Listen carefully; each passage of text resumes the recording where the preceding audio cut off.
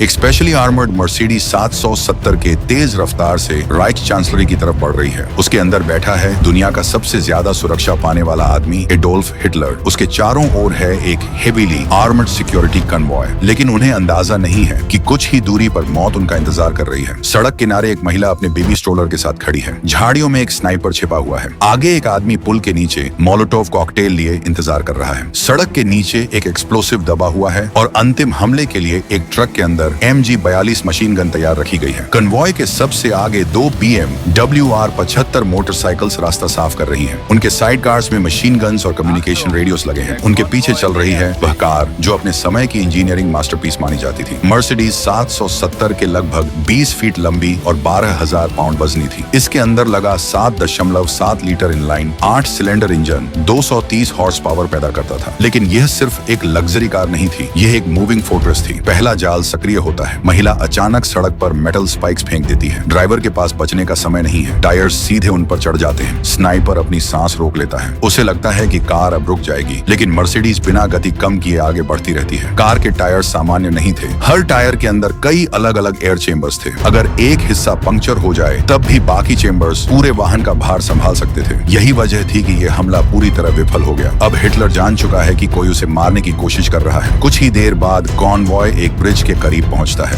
अंधेरे में छिपा रेजिस्टेंस फाइटर अपना मोलोटोव कॉकटेल कसकर पकड़ता है। जैसे ही मर्सिडीज उसके सामने आती है वह पूरी ताकत से बोतल फेंक देता है। अगले ही पल कार का बोनेट आग की लपटों से घिर जाता है। सामान्य परिस्थितियों में यह हमला इंजन को बंद कर सकता था, लेकिन यह कोई सामान्य कार नहीं थी। मर्सिडीज का इंजन बेस स्टील के कंपोनेंट्स से भरा हुआ था जो एक्सट्रीम हीट सहने के लिए बनाए गए थे। सोडियम कूल्ड वाल्व्स और विशाल इंजन कंपार्टमेंट आग को फैलने से रोकते हैं। कुछ सेकंड बाद लपटें खुद ही बुझने लगती हैं और मर्सिडीज अपनी यात्रा जारी रखती है। उसका फ्यूल टैंक भी किसी सैन्य विमान की तरह सुरक्षित बनाया गया था। उसके चारों ओर आर्मर प्लेटिंग थी और अंदर सेल्फ सीलिंग रबर लगी थी जो किसी भी छोटे छेद को खुद बंद कर सकती थी। 2 हमले विफल हो चुके हैं, लेकिन असली खतरा अभी बाकी है। एक इनसाइडर से मिली जानकारी के आधार पर रेजिस्टेंस फाइटर्स ने सड़क के नीचे एक एक्सप्लोसिव लगा दिया है। उन्हें पूरा भरोसा है कि हिटलर इसी रास्ते से गुजरेगा। भीड़ सड़क के दोनों ओर खड़ी है। लोग फ्यूहरर की एक झलक पाने के लिए उत्साहित हैं, लेकिन अचानक कुछ अप्रत्याशित होता है। ड्राइवर अंतिम क्षण में रूट बदल देता है। पूरा कॉन्वॉय उसके पीछे मुड़ जाता है और एक्सप्लोसिव निष्क्रिय रह जाता है। हिटलर की सुरक्षा व्यवस्था का सबसे महत्वपूर्ण नियम था, कभी भी पूरी तरह प्रेडिक्टेबल मत बनो। अंतिम समय पर रूट बदलना उसकी सुरक्षा रणनीति का हिस्सा था। ऐसी ही डिटेल्ड डॉक्यूमेंट्री वीडियोस देखने के लिए इस वीडियो को लाइक करें और चैनल को सब्सक्राइब कर दीजिए, क्योंकि मैं इस चैनल पर ऐसी ही इंफॉर्मेटिव डॉक्यूमेंट्री वीडियोस लाता रहता हूँ।